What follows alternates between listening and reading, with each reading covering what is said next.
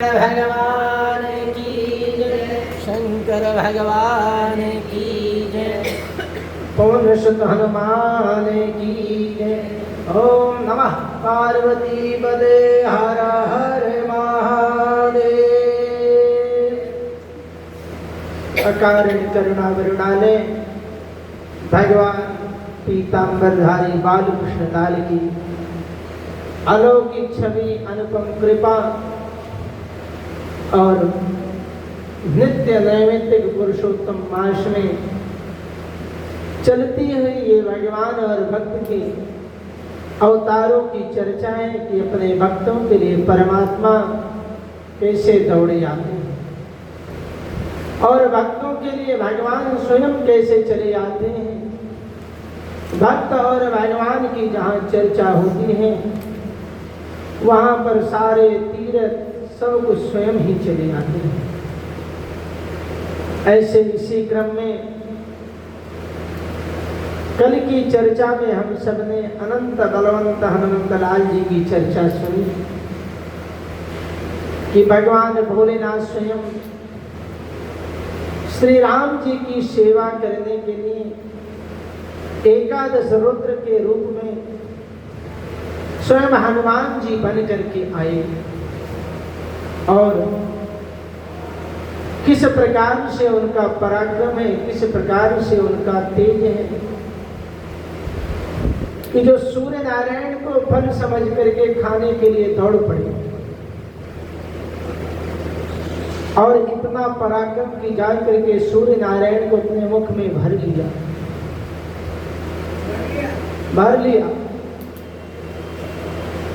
चारों तरफ अंधेरा ही अंधेरा हो गया।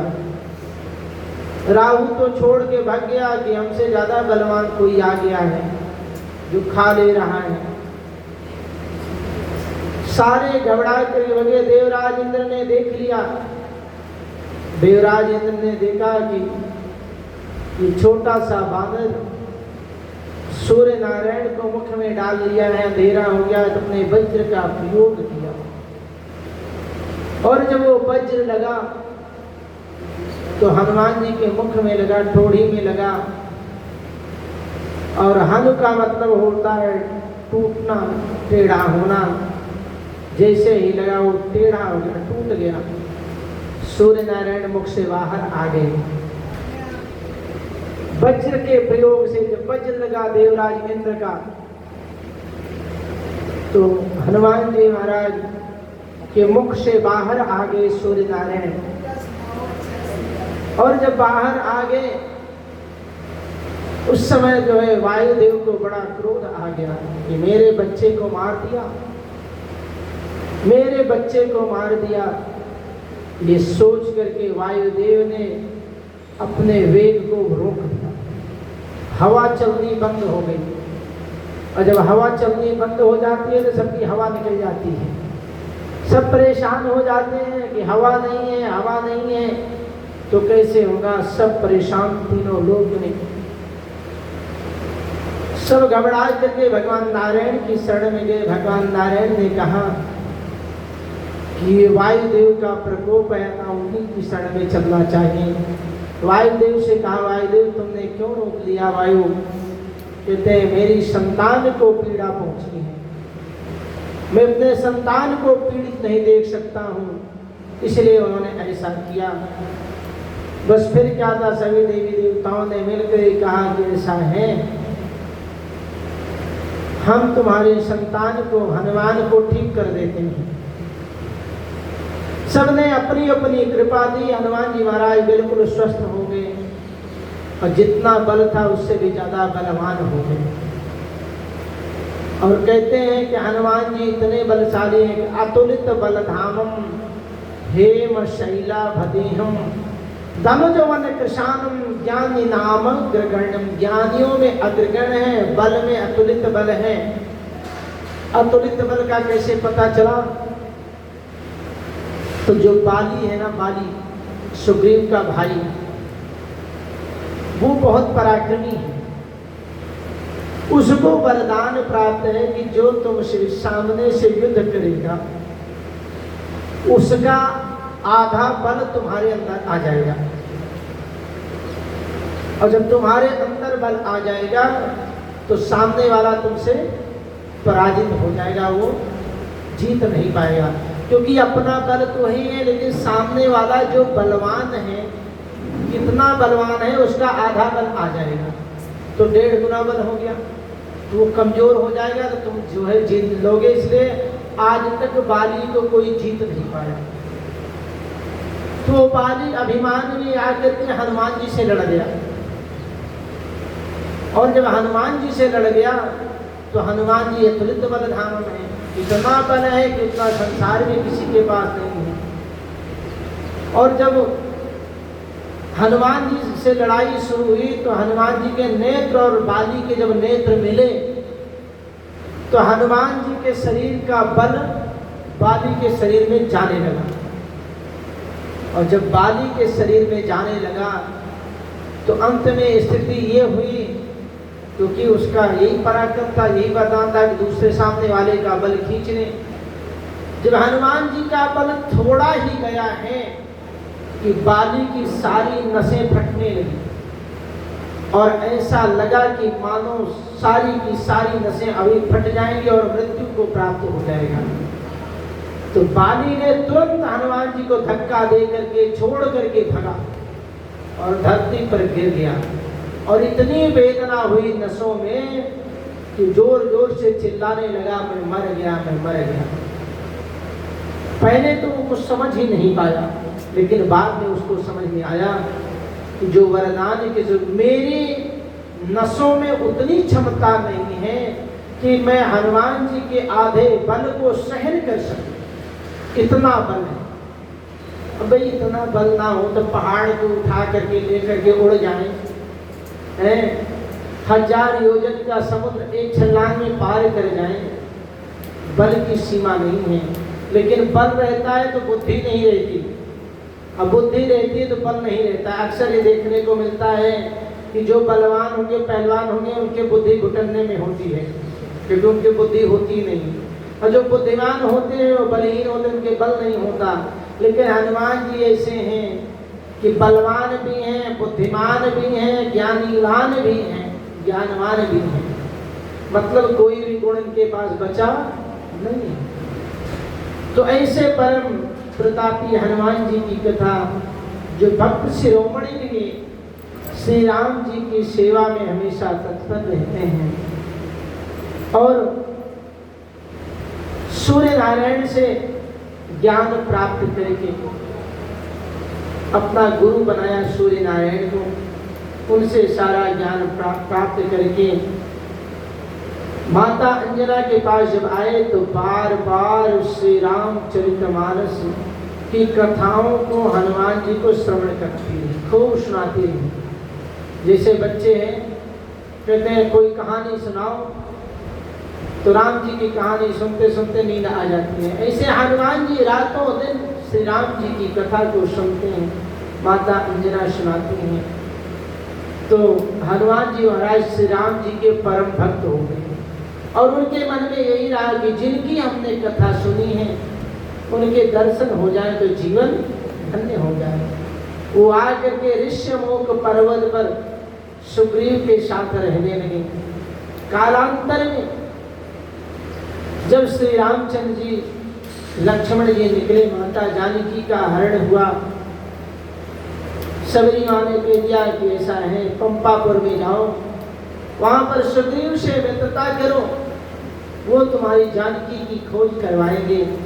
तो यहाँ पर जब आए तो सुग्रीव को जाकर के 2 गुप्तचरों ने बताया कि 2 वीर इधर धनुष बाण लिए चले आ रहे हैं, और अभी उनकी अवस्था ज्यादा नहीं है, लेकिन देखने में बड़े वीर हैं। सुग्रीव डर गया, कहीं ऐसा तो नहीं यहाँ मारने के लिए मेरे भाई ने भेजा हो। हनुमान जी को भेजा कि हनुमान जी तुम जाओ पता करो आखिर ये है कौन, क्योंकि तुम बलवान भी हो, बुद्धिमान भी हो, तुम्हारे पास सब कुछ है, समय की स्थिति को भांप लेते हो, सब संभाल लेते हो, इसलिए भेष बदल करके हनुमान जी महाराज तुम ही जाओ। अब अनंत बलवंत हनुमंत लाल जी जाते हैं ब्राह्मण के वेश, जब ब्राह्मण के वेश में गए, भगवान भी यहाँ नाटक कर रहे हैं, रास्ता खोज रहे हैं कि किधर मिलेंगे। अब हनुमान जी ब्राह्मण के रूप में गए। लक्ष्मण जी कहते महाराज देखो एक ब्राह्मण आ रहा है, इसी से रास्ता पूछते हैं। हनुमान जी वेश बदल करके गए। लक्ष्मण जी ने कहा ये ब्राह्मण आ रहा है, इसी से रास्ता पूछते हैं। राम जी ने कहा हाँ, लेकिन राम जी को पता है कि ब्राह्मण नहीं है, इसीलिए कहते हैं देखते नजदीक आने दो। और जब नजदीक आए तो हनुमान जी ने प्रणाम किया कि आप दोनों कौन हैं। राम जी लक्ष्मण जी की तरफ देखे, मुस्कुराए, कहा लक्ष्मण देखो ये ब्राह्मण असली नहीं नकली है। ये कैसे जाने भैया? कहा जो असली ब्राह्मण होता है उसको सब प्रणाम करते हैं, ये नकली ब्राह्मण है इसलिए इसने प्रणाम किया है, क्योंकि ब्राह्मण तो सबको आशीर्वाद देता है, तो ब्राह्मण को पहले प्रणाम करने का कोई मतलब नहीं है, उचित नहीं है। और वो भी अगर देखा जाए तो अभी अवस्था में भी कम है, राजकुमार भी लग रहे हैं, हम तो कोई भगवान के रूप में है नहीं, लेकिन इस ब्राह्मण ने प्रणाम किया, इसका मतलब ये नकली है। तो इसलिए राम जी ने कोई जवाब नहीं दिया और पूछा कि आप कौन हैं? ब्राह्मण के वेश में तुम आए हो, कौन? अब हनुमान जी महाराज चतुराई से कहते हैं कि मैं तो यहीं पर विचरण करने वाला एक ब्राह्मण हूं, विप्र हूं, लेकिन आप जो घूम रहे हैं आप कहीं के राजकुमार हैं। ऐसा लगता है जैसे भगवान साक्षात स्वयं आ रहे हैं। आप कौन हैं? नर नारायण की तुम कोई नर हो, नारायण हो, कौन हो? तब वहां पर श्री रामचंद्र जी कहते हैं कौशलेश दशरथ के जाए, हम पितु बचन मानि बन आए। यहां पर उन्होंने माता का नाम नहीं लिया कि मैं कौशल्या का पुत्र हूं, कौशलेश महाराज दशरथ हैं उनका पुत्र हूं, और पिता के वचन को मान करके मैं जंगल में आया हूं। जैसे ही इतना परिचय दिया, हनुमान जी महाराज को पता था कि कौशल्या के पुत्र जो होंगे वो मेरे आराध्य प्रभु राम होंगे।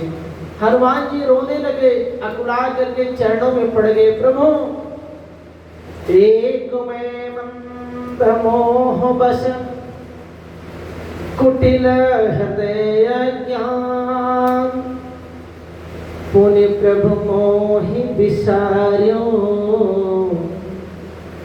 दीन बंधु भगवान। अकुला करके हनुमान जी चरणों में पड़ गए। अब लक्ष्मण जी कह रहे गजब का ब्राह्मण है भैया, ये तो चरणों में पड़ गया, अभी तक तो प्रणाम ही किया था, तो चरणों में पड़ गया। राम जी ने कहा अभी देखो असली रूप में आने वाला है। चरणों में पड़े पड़े हनुमान जी अपने असली रूप में आ जाते हैं। कहते एक मैं मंदमती हूँ, मोह में फंसा हुआ हूँ, मेरे हृदय में कुटिलता है, अज्ञानी हूँ, लेकिन प्रभु आप तो समर्थमान हो। पुण्य प्रभु मोहि विसार्यो, आप तो सब जानते हो लेकिन मुझको बिसरा दिया, अपने भक्त को बिसरा दिया, हनुमान को बिसरा दिया। दीन बंधु भगवान, हे दीनों के बंधु भगवान, इसका मतलब कि मुझसे कोई अपराध हो गया है, क्योंकि जीव का स्वभाव है आज वो बड़ा प्रसन्न है तो पकड़ करके रखता है, कल वो छोड़ देगा कहीं पर भी, लेकिन भगवान जिसको एक बार पकड़ते हैं उसको छोड़ते नहीं। हनुमान जी वही याद दिला रहे हैं कि मैं तो जीव हूँ, संसार में भटक गया, लेकिन आप तो दीन बंधु हैं, दीन दुखियों के भाई हैं, आपने मुझे क्यों छोड़ दिया, क्या कारण है? और ये कह करके अकुला करके हनुमान जी लगे रोने। राम जी ने उनको उठाया, गले से लगाया, तुम मम प्रिय भरत नहीं समभाई, तुम मेरे भरत के समान प्रिय भाई हो। मैं यहाँ पर सुग्रीव का पता लगाने के लिए आया। हनुमान जी महाराज कहते हैं सुग्रीव तो मेरे राजा हैं, मैं मिलाता हूँ, आइए आप दोनों मेरे कंधे पर विराजमान हो जाइए। और राम जी को और लक्ष्मण जी को कंधे पर बिठाया और ले करके चलते हैं। कंधे पर बिठा करके आ रहे हैं तो सुग्रीव जी के मन में बड़ी सांत्वना हुई। लेकर के गए, सारी कहानी सुनाई महाराज। जौन तोर गति तुम मोर गति, जैसे तुम्हारी हाल है वैसे हमारे महाराज की भी हाल है। मतलब आपको पिताजी ने निकाला है भाई के लिए, भरत को गद्दी मिले इसलिए पिताजी ने वनवास दे दिया है, और यहाँ भाई ही निकाल दिया है, वनवास दे दिया गद्दी के लिए, वापस नहीं जा सकते हैं। बस अंतर इतना है, आप भी अपने भाई से बहुत प्रेम करते हो, ये भी बहुत अपने भाई से प्रेम करते थे। राक्षस ने पुकारा, ये दौड़ते ये दोनों भाई गए, लेकिन इन्होंने कहा था कि 1 सप्ताह में यदि मैं वापस ना आऊं तो मुझे मरा जानना और तुम किष्किंधा लौट जाना। ये बेचारे 1 महीने तक इंतजार किए। और स्थिति ये हुई कि 1 महीने के बाद जब उस राक्षस को मार करके दुंदुभी तो निकले, तो संजोग से इनको पता ही नहीं चला कि 1 महीना बीता या 1 सप्ताह बीता। और यहाँ पर इनका राज्याभिषेक हो रहा था, देख करके क्रोध आया, मार करके भगा दिया। यहाँ साप बस आवत नहीं, ऋषिमुख पर्वत पर साप है जिसके कारण से बाली यहाँ आता नहीं है। तो महाराज आप दोनों की एक ही गति है, आपकी भी पत्नी का हरण हो गया है, इनकी भी पत्नी छीन ली गई है। बस थोड़ा सा अंतर है कि आपकी पत्नी आपकी अनुपस्थिति में उसका हरण किया गया, इनकी पत्नी इनके सामने छीन ली गई और उनको भगा दिया गया। इसलिए महाराज दोनों एक ही रोग के रोगी हो, इसलिए दोनों लोग मित्रता कर लो। मित्रता हमेशा समानता वालों में होती, सारे गुण धर्म मिल रहे हैं, इसलिए मित्रता कर लो। राम जी ने कहा भाई अगर हनुमान तुम्हारी इच्छा है तो मित्रता कर लूंगा। अग्नि को जलाया पावक साक्षी देखे, अग्नि को जला करके और कहने लगे भगवान अपना हाथ बढ़ाओ। राम जी संकोच में आए कि जरूरत मित्रता की सुग्रीव को है, मैं क्यों अपना हाथ बढ़ाऊं। तो तुरंत हनुमान जी समझ लिए कि भगवान मानो यही कहना चाह रहे हैं कि मैं क्यों हाथ बढ़ाऊं। तो हनुमान जी ने कहा प्रभु सुग्रीव जो है ना वो जीव है, ये अगर हाथ पकड़ेगा तो कब कहाँ छोड़ दे कुछ पता नहीं है, क्योंकि सांसारिक जीव सांसारिक मनुष्यों की यही प्रवृत्ति है कि ये कब पकड़े और कब छोड़ दे कुछ पता नहीं है। लेकिन आप नारायण हो, आप जिसका हाथ एक बार अपने हाथ में ले लेते हो उसको भवसागर से पार उतार देते हो महाराज। इसलिए आप अपना हाथ बढ़ा करके सुग्रीव का हाथ पकड़ दीजिए। राम जी ने अपना हाथ बढ़ाया, हनुमान जी ने सुग्रीव का हाथ उठा करके राम जी के हाथों में दे दिया और कहा भगवान इसको पकड़ लीजिए, और जैसे आग पकड़े हो ना इसको ऐसे ही हमेशा पकड़ करके रखना। राम जी ने कहा कि बिल्कुल ऐसे ही संभालूंगा, और अपना दुख जो है मिट्टी के समान है, लेकिन मित्र का दुख हमेशा सुमेरु पर्वत के समान मानना चाहिए, क्योंकि मित्र का दुख रजमेरु समाना, मित्र का जो दुख है वो सुमेरु पर्वत के समान है। और जे न मित्र दुख हो ही दुखारी, तीनही विलोकत पातक भारी। जो मित्र के दुख को देख करके दुखी नहीं होते हैं उनको देखने में पाप लगता है। इसलिए एक बात कहूँ, अब मैं मेरा मित्र है मैंने मान लिया है, इसलिए बाली को मैं एक ही बाण में मारूंगा, अब बाली को रहने नहीं दूंगा। सुग्रीव जो है इतनी बड़ी बड़ी बातें कर रहे हैं, बाली को मार दूंगा, बाली जैसे कोई खिलौना है मार दूंगी। अरे इनकी धर्म पत्नी का हरण करके रावण ले गया, उसको तो मार नहीं पाए। वो रावण जो बाली की कांख में 6 महीने तक दबा रहा उसको तो मार नहीं पाए, ये बाली को मार देंगे। कोई बात नहीं, कई बार बहुत सारे लोग हैं लंबी लंबी छोड़ देते हैं, तो कोई बात नहीं, क्योंकि सुग्रीव ने मित्रता तो कर ली, लेकिन जीव का स्वभाव है विश्वास नहीं हो रहा है कि ये ऐसा कर भी सकते हैं। परिणाम भगवान समझ लिए इनके मन के भाव कि लगता है सुग्रीव के मन में संशय है। सुग्रीव ने बात ही बात में कह दिया कि बाली को वही मार सकता है, एक महात्मा का शाप है, ताल के 7 वृक्ष हैं और वो भी एक सीधी लाइन में नहीं है, अलग अलग हैं, जिसके अंदर ऐसी क्षमता है जो एक ही बाण से इन 7 को भेद सकता है, वही जो है बाली को मार सकता है। राम जी ने कहा चलो भाई उन पर 7 वृक्षों को ही दिखा दो, उन्हीं को देख लेता हूँ। ले गया, ताल के 7 वृक्षों को दिखाया और 7 किस प्रकार से, एक यहाँ तो दूसरा वहाँ, तीसरा वहाँ तो चौथा वहाँ, 5वां, ऐसे सर्पाकृति में थे।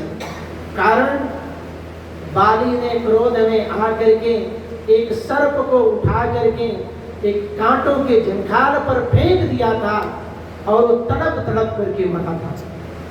तो उसने कहा था कि हे बाली, तुम्हारी मृत्यु का कारण मैं ही बनूंगा, मेरे ही द्वारा तुम्हारी मृत्यु होगी। और ऋषि का वरदान है कि उसने बड़ी विनती की कि उसने मेरे साथ इतना बड़ा अत्याचार किया है, बदला लेने के लिए इसकी मृत्यु सुनिश्चित तब होगी जब मैं कटूंगा। और वही सर्पा आकृति में पड़ा हुआ होता तो ताल के 7 वृक्ष उसी सर्प की आकृति में होंगे, वही ताल के वृक्ष हैं। जब ये ताल के वृक्ष कटेंगे तभी बाली मारा गया। भगवान ने एक बाण निकाला और एक ही बाण में 7 को संधान करके साफ कर दिया, और जैसे ही 7 को काट दिया तो सुग्रीव के अंदर प्रेम उमड़ आया। अभी तक संशय था, अब प्रेम उमड़ आया कि निश्चित रूप से अब ये जो है बाली को मार देंगे। अच्छा, दुखी व्यक्ति जो होता है वो अपने घर परिवार कुल के बारे में विचार शून्य हो जाता है, उसको तो सिर्फ अपना स्वार्थ दिखाई देता है। सुग्रीव इतने दुखी हैं कि भाई मारा जाए, समाज मारा जाए, कोई मतलब नहीं है, मुझे सुख चाहिए। सगा भाई ये गलती उसने भी की है, गलती की सजा ये भुगत रहा है, लेकिन मैं सजा भुगत रहा हूँ, ये भी सजा पाए। उसने कहा अब मुझे विश्वास हो गया है कि आप मार देंगे। भगवान ने कहा ठीक है, जाओ बाली को युद्ध के लिए ललकारो। भगवान ने आदेश दिया, सुग्रीव चला गया, जाकर के ललकारा। बाली जैसे ही दौड़ा, उसकी पत्नी ने समझाया, सुनो महाराज, आपका जाना ठीक नहीं है। क्यों? इसको तो मैं मार के भगा दिया, इसकी क्या क्षमता है मेरे से पार पालेगा? कहा ये उसकी क्षमता नहीं है, ये 2 वीरों से मिला है, ये उनकी शक्ति से आया है। अगर इसको स्वयं लड़ना होता तो इतने सालों से बाहर कब का आ जाता। लेकिन हमें गुप्त सूचना मिली है कि 2 वीरों से मिला है। वो वीर ऐसे हैं जो महापराक्रमी हैं, और यहाँ तक सुना है कि अयोध्या नरेश महाराज दशरथ के पुत्र राम और लक्ष्मण हैं, जो भी आज तक पराजित नहीं हैं। इसलिए मेरा कहना मानो और तुम मत जाओ। बाली जोर से हंसा, कहा तुम्हारा कहना और मैं मानूं? देख लो, धर्म पत्नी का ही कहना माने थे महाराज दशरथ, आज ये दोनों जंगल जंगल भटक रहे हैं, इसलिए मैं तुम्हारा कहना नहीं मानता हूँ। और फिर एक बात बतलाओ, उनसे हमें क्या लेना देना?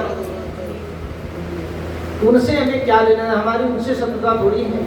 मैं तो सुग्रीव को मारने के लिए जा रहा हूँ। लेकिन एक बात है, अगर कदाच मोहि मारे, अगर मान लो उन्होंने गलती से मुझे मार भी दिया तो मैं सनाथ हो जाऊंगा। अभी तक जो अनाथ हूँ मैं सनाथ हो जाऊंगा। देवी चिंता मत करो, मेरा तो हर प्रकार से हित ही हित है। ये कह कर चला गया। अब सुग्रीव और बाली में युद्ध शुरू, मुक्के की मार शुरू हुई। बाली ने जब मुक्के का प्रहार, जब मुष्टि प्रहार वज्र सम लागा, जैसे मुष्टिका का प्रहार किया उसको वज्र के समान लगा, ऐसा लगा मानो उसके प्राण निकल जाएंगे। बाली के प्रहार से सुग्रीव भगा प्राण बचा करके। जब भगा तो फिर खदेड़ा बाली ने, लेकिन ऋष्यमुख पर्वत के पास आकर के वो लौट गया। और जब लौट गया तो सुग्रीव इतना मार खाया था, उसके सारे शरीर में दर्द हो रहा है, दर्द हो रहा है। राम जी ने कहा क्या हुआ मित्र?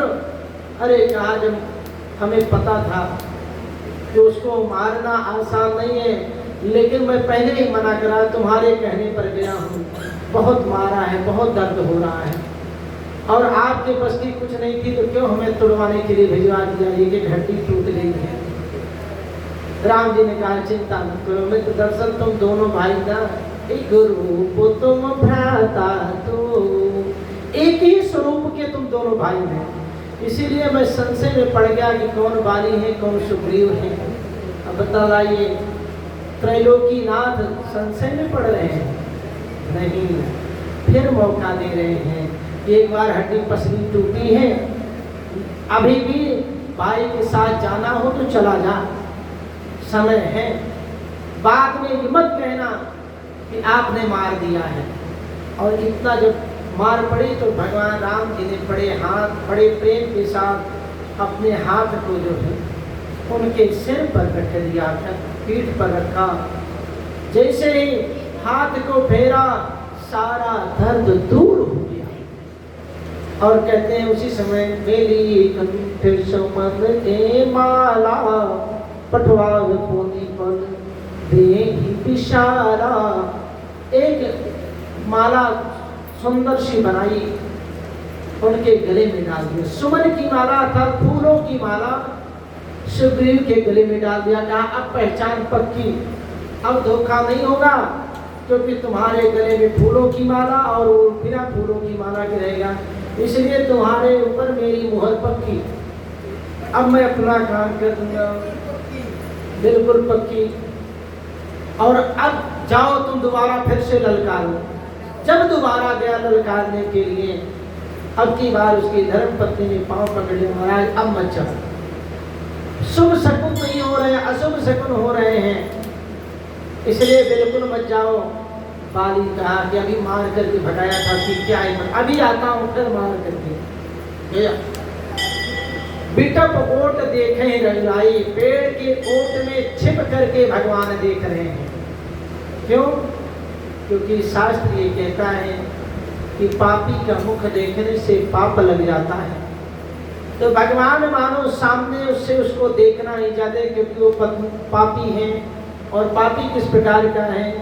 शास्त्रों में वर्णन है, अनुज बधू भगिनी सुत नारी, 67 समय कन्याचारी, इन्हीं को दृष्टि बिलो गई जोई, ताही बधे कछु पाप न होई।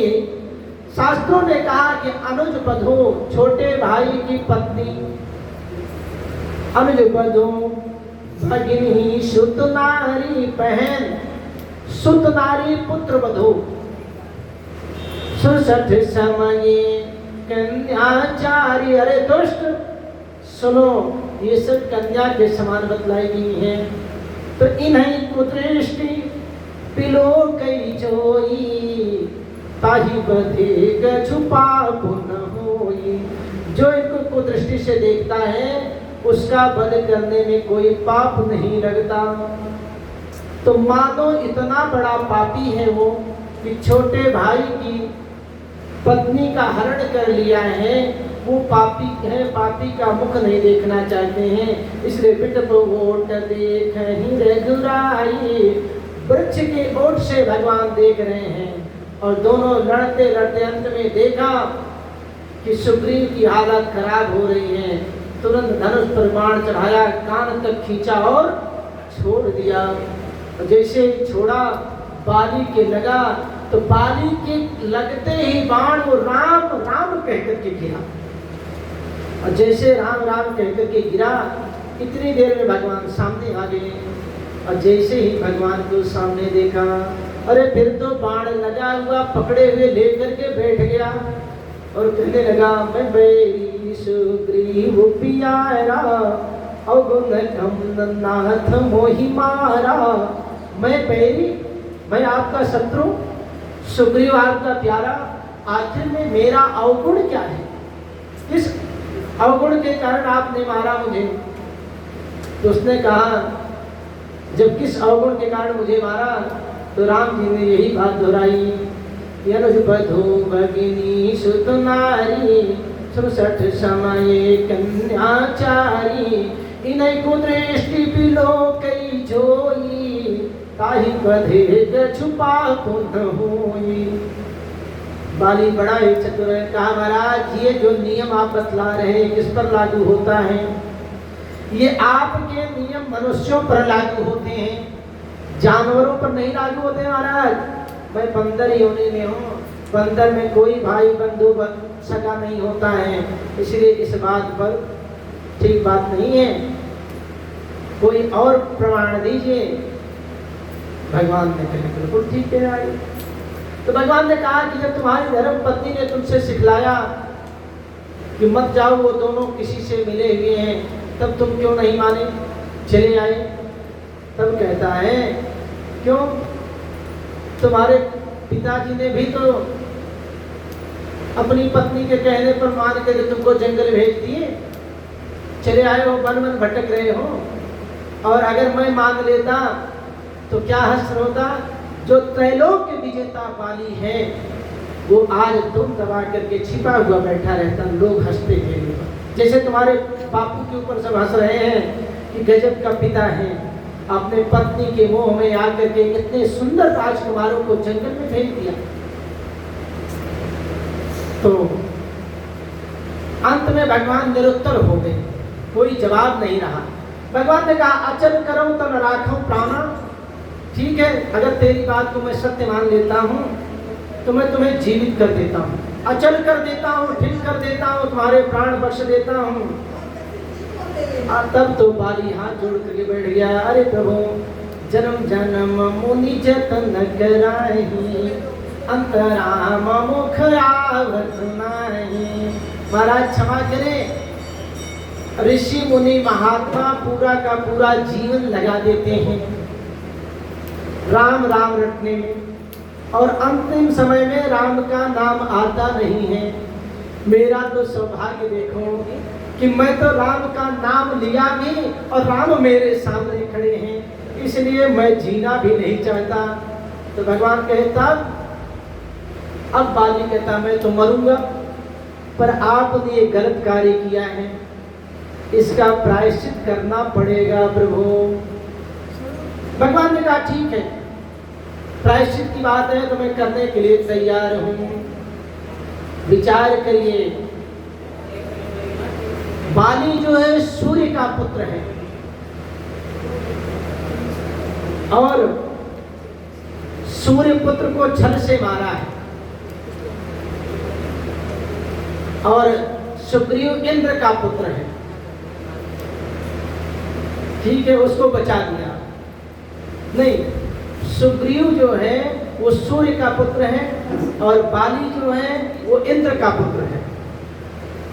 अब इंद्र के पुत्र को रामावतार में मार दिया भगवान ने छल करके। तो मौका कृष्णा अवतार में जाकर के सिद्ध करते हैं कि इस अवतार में मैंने इंद्र के पुत्र के लिए सूर्य के पुत्र के लिए इंद्र के पुत्र को मारा है, और जब कृष्णा अवतार आएगा तब इंद्र के पुत्र के लिए मैं सूर्य के पुत्र को मारूंगा। तो वही कर्ण होता है। लेकिन और हुआ क्या? भगवान ने कहा कि मैंने तुम्हें मारा, शायद मुझसे गलती हो गई, क्योंकि तूने जितने तर्क दिए हैं उस तर्क से मैं निरुत्तर हो गया हूं, इसलिए ठीक है इस अवतार में मैंने तुम्हें छिप करके मारा है। जब अगला अवतार आएगा कृष्णा अवतार, उसमें जब मैं रहूंगा तो मैं तेरे ही द्वारा छिप करके तू मारेगा और उसी से मैं परम धाम को चला जाऊंगा। वही वाली अगले अवतार में व्याध के रूप में जाकर के बनता है और पहेलिए के रूप में छिप करके भगवान जब जिस समय अपने यदुवंश का संहार कर चुके होते हैं, एड़का नाम की घास जो ऋषियों के श्राप से मूषण पैदा हुआ, और जब ऋषियों ने श्राप दे दिया कि इससे यदुवंश का संहार होगा, तो बहुत विचार करने के बाद क्या किया जाए, तो उस मूषण को घिसवा करके समुद्र में फेंकवा दिया, और समुद्र में वही मूषण एड़का नाम की घास हुआ। लेकिन लास्ट में घिसते घिसते घिसते घिसते थोड़ा सा बच गया था, और जो थोड़ा सा बच गया था उसको एक मछली ने निगल लिया था, और उस मछली के पेट से वो थोड़ा सा जो लोहे का टुकड़ा निकला, उसी को उसने बहेलिए ने अपने बाण पर लगा करके रख लिया था। और एड़का नाम की घास उससे जब आपस में लड़ करके यदुवंश लोग जब आपस में लड़ने लगे, तो जब मारते तो तलवार हो जाती धार के रूप में, आपस में लड़ के जब सबका संहार हो गया, तो भगवान कृष्ण बड़े दुखी हुए, पेड़ के नीचे बैठ करके एकांत में चिंतन कर रहे हैं। आज वही मूषण का जो बचा हुआ भाग था, जो मछली ने निगला था, उसी को बहेलिए ने लेकर के देखा, भगवान के पैर दिखाई दे रहे हैं। और वो पैर कौन सा है, कौन सा दिख रहा है, वो वही पैर है। देखो रचना कैसी रचती है, अद्भुत रचना। पूरे महाभारत में बर्बरीक जो है वो ऐसा योद्धा है, पूरे महाभारत को पलट दे। वो युद्ध देखने के लिए जा रहा है, और जब युद्ध देखने के लिए जा रहा है, तो भगवान कृष्ण ने विचार किया कि जब तक ये रहेगा तब तक युद्ध में विजय नहीं हो, क्योंकि इसका प्रण ही गलत, हारे का सहारा बनेगा। कभी ये सेना हारेगी, कभी वो सेना हारेगी, जिधर से हारने लगे उधर से ये खड़ा हो जाएगा। तो भगवान वहाँ ब्राह्मण का रूप बना करके गए, और जब ब्राह्मण का रूप बना करके गए तो सब जानते हैं, पूछा कहाँ जा रहे हो, युद्ध देखने के लिए। तो देखने के लिए बाणों की क्या आवश्यकता, ये मेरे बाण अमोघ हैं, ये तीनों से ही महाभारत समान। अरे बहुत कई 18 अक्षौणी सेना है महाराज, एक ही बाण निशाना लगाता है, दूसरा उसको हिट कर देता है, तीसरा फिर भी बचा रहता है। भगवान ने काम देखना चाहिए, ऐसा नहीं होता। अरे कहा जाओ ब्राह्मण देवता आपसे कहता नहीं दिखाओ।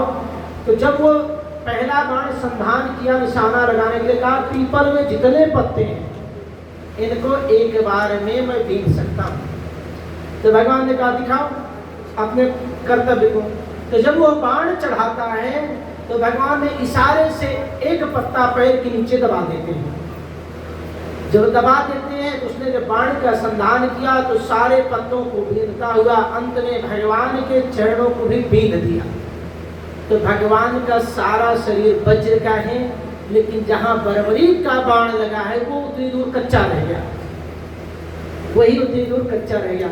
और आज जब भगवान एकांत में बैठे हैं और जब चिंतन कर रहे हैं, तो वही उतना पैर दिखाई दिया। उस बहेलिए को लगा कि कोई हिरण है, और वहां से उसने उस बाण का संधान किया, भगवान के उसी स्थान पर जाकर के लगा, और भगवान प्रयाण कर गए। बोलिए कृष्ण कन्हैया लाल की। इस तरह से परमात्मा ने उस सारा चक्र, सारी रचना किया, यहाँ बाली का अंत किया। और जब बाली का अंत किया तो उसकी धर्म पत्नी तारा आकर के रोने लगी कि आपने मेरे पति को मार दिया। भगवान ने कहा मैंने किसी को नहीं मारा, उसके कर्मों ने मारा। कहा नहीं, आपने मारा है। भगवान ने पूछा देवी तुम्हारा पति कौन है? तो कहते हैं मेरा पति ये सामने पड़ा हुआ है। तो कहते फिर समस्या कहाँ है? तुम्हारा पति सामने पड़ा है, इस शरीर से पहचाने ले जाओ। कहते कैसे ले जाऊँ, ये तो मृत्यु को प्राप्त हो गया है। तो भगवान ने कहा मैं यही तो बतलाना चाहता हूँ देवी कि मृत्यु जिसकी होती है उस शरीर की होती है, आत्मा की मृत्यु नहीं होती। आत्मा अजर और अमर है। इसलिए जो मृत्यु की बात कर रही हो इसका शोक मत करो, क्योंकि ये शरीर जो है, ये आत्मा जो अपने पुराने वस्त्रों का परित्याग करके नया वस्त्र धारण करे। वासान से जीर्णानि यथा विहाय, जैसे व्यक्ति अपने पुराने वस्त्रों का परित्याग करके नया वस्त्र धारण करता है, वैसे ही जीवात्मा अपने पुराने शरीर को छोड़ के नया शरीर धारण करती है। केवल शरीर के माध्यम से उस जीव की पहचान होती है, ये तुम्हारा पति है, इसमें कोई दो राय नहीं है। उसका शरीर ये पड़ा हुआ, इसका अंतिम संस्कार करो और तुम भगवान का भजन करो, जिससे तुम्हारा कल्याण हो जाएगा। उनको उपदेश दिया और जब उपदेश किया तो वो भी निश्चिंत होकर के और उसके बाद वापस चली जाती हैं। और वहाँ पर भगवान ने सुग्रीव को राजा बना दिया। राजा बना करके भगवान निश्चिंत होकर के चले गए। कहने का मतलब भगवान के शाखाओं में बड़ी मनुषाई शाखा दे शाखा पर जाई। हनुमान जी की माता बतला रहे हैं कि अपना दुख जो है वो धूल के समान है और मित्र का दुख जो है सुमेरु पर्वत के समान है। ऐसा भगवान ने कहा है। उस मित्रता के प्रभाव से जो हनुमान जी ने मित्रता कराई है, इसी तरह से जीवन में निज दुख कर सम, जो अपना दुख है उसको मिट्टी के समान समझना चाहिए। लेकिन जिसको आप मानते हो जानते हो मित्र के दुख को हमेशा अपने सिर के ऊपर रखना चाहिए। क्योंकि जिन मित्र दुख हो दुखारी तिन्हीं बिलोगत पातक भारी। जो मित्र के दुख को देख करके दुखी नहीं होता उनको देखने में पाप लगता है, ये शास्त्रों का कथन है। इसलिए हनुमान जी महाराज की कृपा से वो असहाय जंगल में विचरण करने वाला भगवान ने किसको गले लगाया? उन असहायों को लगाया जिनका कोई नहीं है, जिनका समाज में सबने परित्याग कर दिया है, परिष्कृत है। भगवान वो है। कहते हैं भगवान का कहना है एक श्रेणी है जो विकसित है। जो विकसित है वो स्वयं में विकसित तो है, लेकिन जो विकासशील हैं उनको गले लगाया। जंगल में रहने वाले उन पिछड़े हुए वर्गों को गले लगाया, वंचितों को गले लगाया, शोषितों को लगाया कि तुम लोग चिंता मत करो, सब हमारी संतान हो और मैं सबका हूँ। इसलिए भगवान जो है उन शोषितों वंचितों के हाथ से कंदमूल फल खा रहे हैं। वो परमात्मा है कि कंदमूल फल खा रहे हैं। और कहते हैं महाराज विचार करो, वो जो शोषित वंचित हैं वो अपने बर्तन में भगवान के लिए नहीं ला रहे हैं। डोना भर भर राक्षसी पानी सुंदर सुंदर पत्तों के डोने बना कर उसमें फल फूल कंदमूल फल ला करके दे रहे हैं। और कहते हैं महाराज हमारी सेवा स्वीकार की। आपके आने से जंगल में मेरे मन के भाव बदल गए हैं। कैसे भाव बदल गए? इससे पहले हम चोरी करते थे महाराज। भगवान ने पूछा पहले चोरी करते थे अब चोरी करना छोड़ दिया?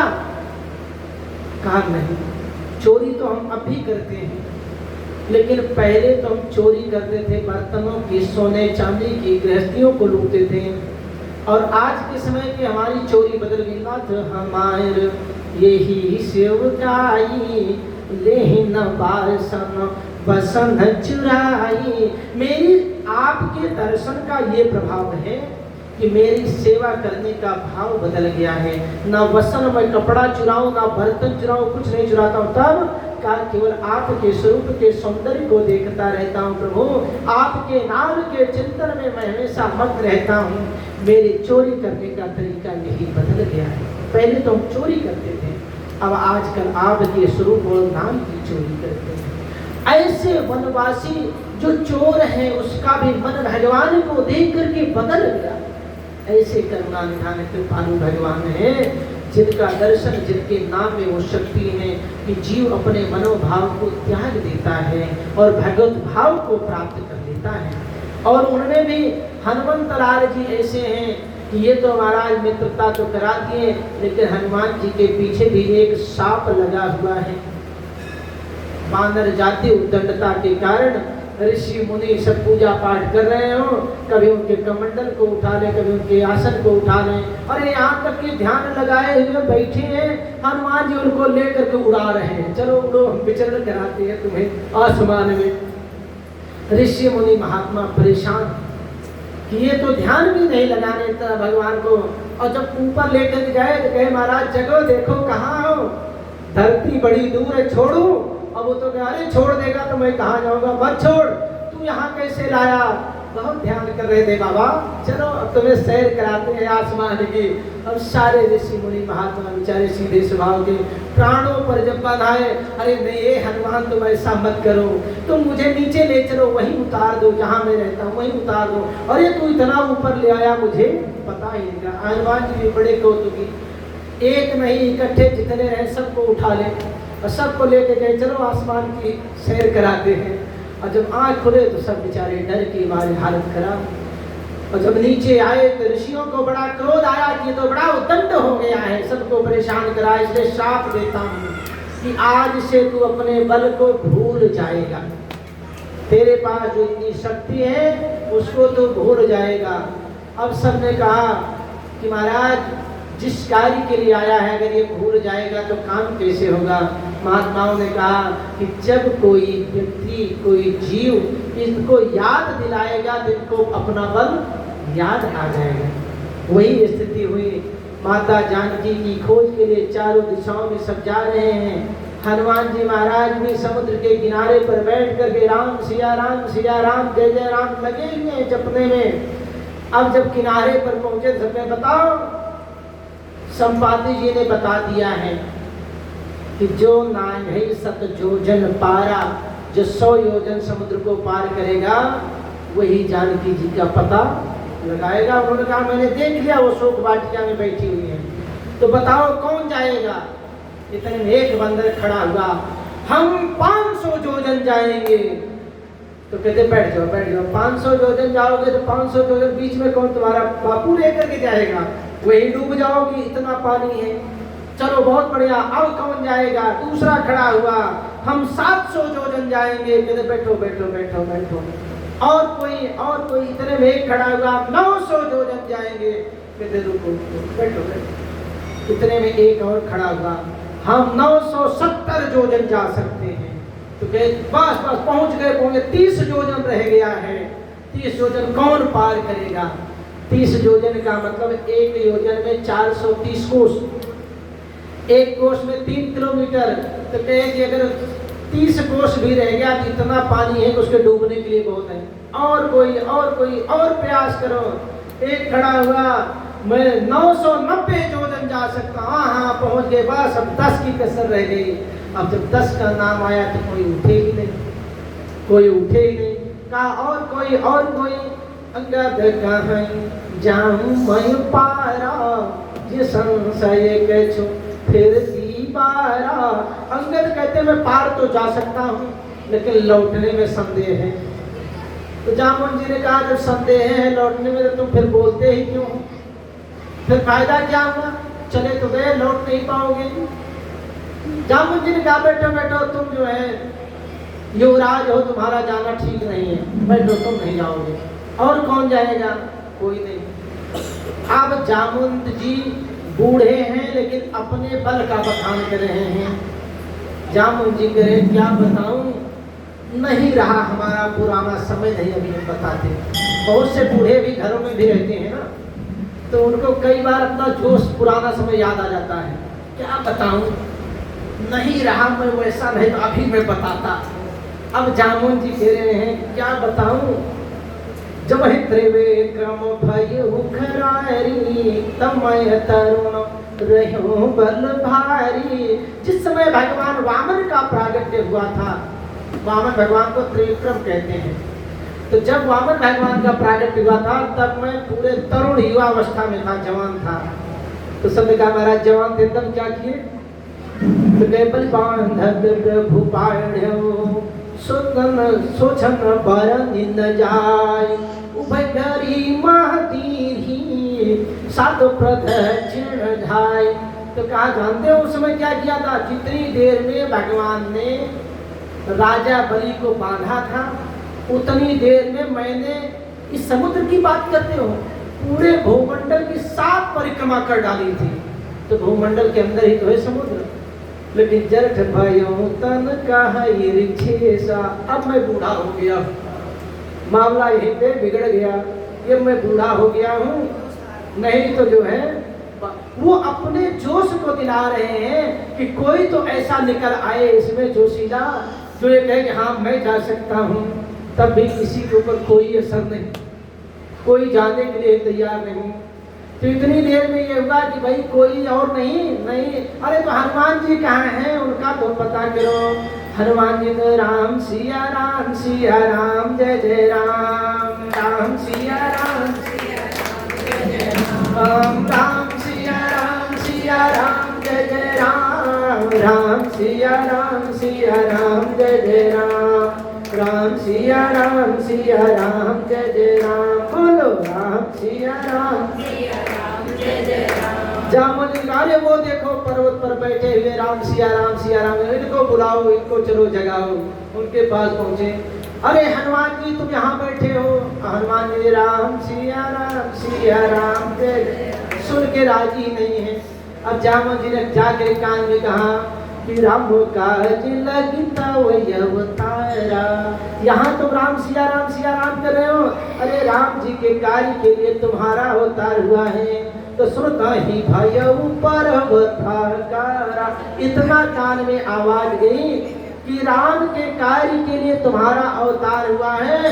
तो हनुमान जी तुरंत खड़े हो गए गरज करके और पर्वत के आकार के हो गए और कहने लगे कि बताओ हनुमान जी कहे बताओ जामुन जी क्या करना है। अरे कहो तो मैं पूरा त्रिकुटा पर्वत उखाड़ लाऊं। लंका त्रिकुटा पर्वत पर बसी है, तो अगर तुम कहो तो मैं पूरा पर्वत ही उखाड़ के लाऊं, पूरी लंका ले आऊं। और कहो तो रावण को डुबो करके मार दूं। अब जो कहो कुछ सिखाओ नदी जो वो ही, कहते उचित सिखाओ, उचित शिक्षा जो हो वही बतलाइए कि मैं क्या करूं। अब जब अपने स्वरूप में आए हनुमान जी तो कहने लगे कि जो उचित हो बताइए। इसीलिए घर के बुजुर्ग की उचित बात जरूर सुननी चाहिए। जामवंत अत्यंत बूढ़े हैं, बलवान हैं, धीर हैं, वीर हैं, गंभीर हैं और हनुमान जी महाराज अतुलित बलधाम हैं। उनको याद दिलाया गया कि राम जी के कार्य के लिए तुम्हारा अवतार हुआ है। इतने में खड़े हो गए, पर्वत के आकार के हो गए और कहने लगे कि बताओ क्या क्या करना है। इतने में जामुन जी ने कहा ना नीचे आओ, जोश में जाओ, ये सब कुछ नहीं करना है। इतना करता तो तुम हो जागी सीता ही खोज सकल दिशिया। केवल इतने करो कि जाओ सीता की खोज ला करके यहाँ राम जी को सुना दो, ये सब कुछ नहीं करना है। हनुमान जी महाराज ने कहा ठीक है, नहीं करना है तो ठीक है, हम चल रहे हैं। अब हनुमान जी महाराज जाने के लिए तैयार हुए। अब जब जाने के लिए तैयार हुए तो उछलते हुए सबसे ऊंचे पर्वत पर पहुंचे और वहां से कहा छलांग लगाऊंगा तो निकल जाऊंगा।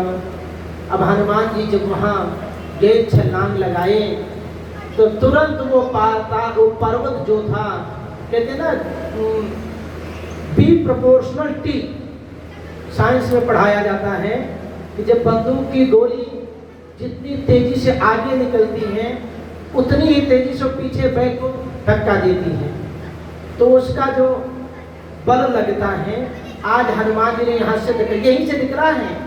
विज्ञान पहले कुछ नहीं था, यहीं से निकला कि हनुमान जी महाराज ने जितने वेग से उस पैर के उस पहाड़ के ऊपर पैर रखे कि मैं छलांग लगा के जाऊंगा, तो वो पहाड़ पाताल को चला गया, रसातल में चला गया और हनुमान जी उछल करके आगे गए।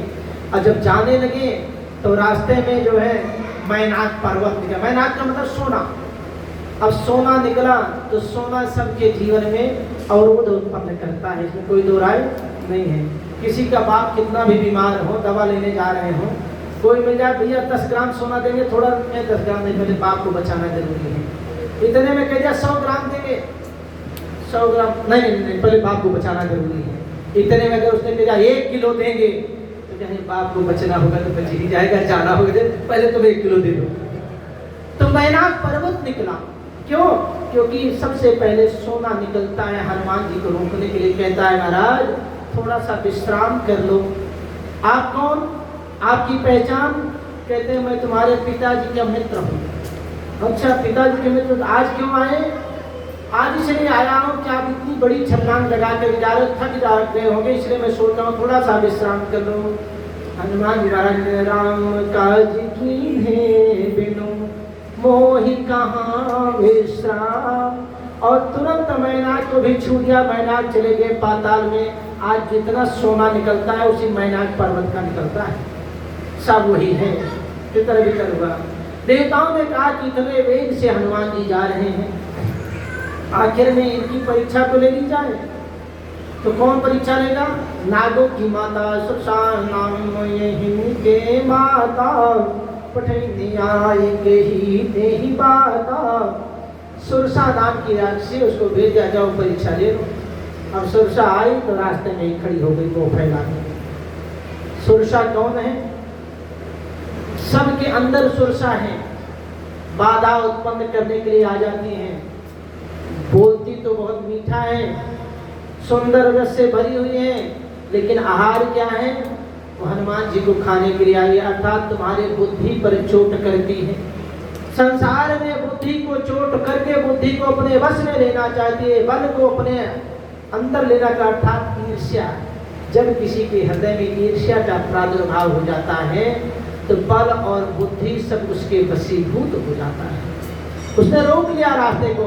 हनुमान जी महाराज कहते जाने दो माता, मैं भगवान के कार्य के लिए ना ना ना बिना खाए मैं तो जाने नहीं, मुझे आज देवताओं ने भोजन दिया है, इसलिए आज मैं भोजन करूंगा। आज सुरन मोहिनी धन्याहारा सुनत बचन का पावन।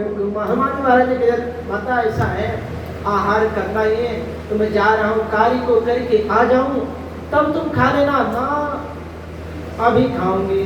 तो हनुमान जी महाराज ने कहा थोड़ा सा इनको अपना बल और रूप दिखाऊं। तो हनुमान जी ने अपने स्वरूप को बढ़ाया, तो सोराह जो जाना मुख ठयऊ तुरंत पवन सुत बत्तीस भयऊ जजस सोर सावदन बढ़ावा तसु धूम कपि रूप दिखाओ। अनेकों रूप को बढ़ाते हुए चले गए। अंत में ऐसा हुआ कि जब उसने बहुत बड़ा मुंह खोला तो हनुमान जी छोटा रूप बना के उसके अंदर जा करके सब चेक करके चले आए। कहे माता मैं तुम्हारा पुत्र हो गया, क्योंकि मैं तुम्हारे अंदर पेट में जा करके वापस आ गया हूँ। देखे बुद्धि बल निपुण कभी कहो जानकी जाओ। देखा कि बुद्धिमान भी हैं, बलवान भी हैं, जाओ तुम राम जी का कार्य सिद्ध करोगे। सबसे बड़ी बाधा जीवन में जो है स्त्री के रूप में सामने खड़ी होती है, ईर्ष्या के रूप में खड़ी होती है। ईर्ष्या तू न गई मेरे मन से। ईर्ष्या जो होती है वो जीव के विवेक को, बल को, सबका हरण कर लेती है। इसलिए सब कुछ पालना, लेकिन कभी जीवन में ईर्ष्या को मत पलने देना, क्योंकि जिसके जीवन में ईर्ष्या आ गई उसमें द्वेष आएगा, उसमें वो जो है बदले की भावना आएगी, जो आपको शांति से न खाने देगी, न बैठने देगी, न सोने देगी, न उठने देगी, क्योंकि हमेशा वो प्रतिशोध के चक्कर में कुछ ना कुछ अनर्थ करने के चक्कर में तुम्हारे दिमाग को लगा करके रखेगी। इसलिए हमेशा ईर्ष्या से आपको बचना है। हनुमान जी की लीलाओं में अनेकों लीला हैं। इस तरह से हनुमान जी महाराज ने जा करके राम जी की बड़ी सेवा की, बड़ी सहायता की, और अंत में जाकर के लंका को भी जला दिया। लंका को जलाया सब जानते हैं। और उसके बाद लंका को जलाने के बाद फिर तो वहाँ से लौटे और आकर के जो है संदेशा राम जी को देते हैं। प्रियादास जी महाराज कहते हैं कि हनुमान जी की भक्ति का वर्णन करते हैं। एक प्रसंग में कहते हैं रतन पायर क्षीर सागर उधार किए लिए हित चाय के बनाए माला करी है। सब सुख साज रघुनाथ महाराज जी को भक्ति सो विभीषण जो आन भेंट धरी है। सभा ही की चाहगाह माध करे दारी दई सोदी भाई माती अर बरी है। राम बिन काम कौन फोरी माने तीन डार खोली त्वचा नाम ही दिखायो बुद्धि हरि है। राम जी के भक्त हैं हनुमान जी, वो तो उनके प्रेम में इतने दीवाने हैं कि जब भगवान का राज्याभिषेक हुआ तो विभीषण जी माला लेकर के आए, और जब माला राम जी को दिया, राम जी ने विचार किया कि ये माला आई है मैं क्या करूं। राम जी ने उस माला को सीता जी को दे दिया, सीता जी ने उस माला को हनुमान जी को दे दिया। अब हनुमान जी राम राम रटते हुए बैठे, लेकिन माला को देखने लगे घुमा घुमा के, उसमें कहीं उनको राम नाम नहीं दिखा तो दांतों से तोड़ तोड़ करके डालने लगे। और जब दांतों से डालने लगे इतने में विभीषण को गुस्सा आ गया। कोई बहुमूल्य वस्तु किसी को जब देता है तो उसके अंदर एक अभिमान होता है कि मैं जो चीज दे रहा हूँ ऐसा दूसरा नहीं दे सकता। विभीषण को यही अभिमान था कि मैं सबसे बहुमूल्य माला लेकर के आया हूँ। और राम जी भी समझ लिए कि अहंकार में है। हनुमान जी से कहते हैं, अरे तुम बानर हो, बानर स्वभाव के हो, तुमने इतनी कीमती रत्न आभूषण से मंडित इस माला को तोड़ दिया। हनुमान जी महाराज कहते हैं कि कितनी कीमत है, क्या है, मैं नहीं जानता हूँ। मेरे वो काम की नहीं जिसमें श्री राम जी के दर्शन ना हो, इसलिए इस माला में कहीं भी राम जी के दर्शन नहीं है, इसलिए मेरे किसी काम की नहीं है, इसलिए मैंने तोड़ दिया। भरी सभा में विभीषण ने ललकार दिया कि तू बंदर होकर कैसी बात है, तेरे में क्या राम बसे हैं। भरी सभा में कह डाला। इतना सुनते ही हनुमान जी महाराज ने तुरंत श्री राम जी का स्मरण किया और वही बात से अपने सीने को चीर करके सिया राम लखन का दर्शन करा डाला। बोलिए श्यामपति रामचंद्र भगवान की जय, पवन सुत हनुमान की जय। श्रीमन्नारायण नारायण नारायण श्रीमन्नारायण भगवान नारायण नारायण नारायण भगवान नारायण नारायण रघुवन नारायण नारायण नारायण रघुवन नारायण गोविंद नारायण नारायण नारायण गोविंद नारायण श्रीमन नारायण नारायण नारायण श्रीमन नारायण नारायण जो करते रहोगे भजन धीरे धीरे, जो करते रहोगे धीरे तो मिल जाए राधा रमण, धीरे धीरे तो मिल जाए मेरे। जो करते रहोगे जतन धीरे धीरे, जो करते रहोगे धीरे तो मिल जाए राधा रमण, धीरे धीरे तो मिल जाए। धीरे की सेवा सुनाओ को बंद से हटाओ, भी सेवा सुनाओ को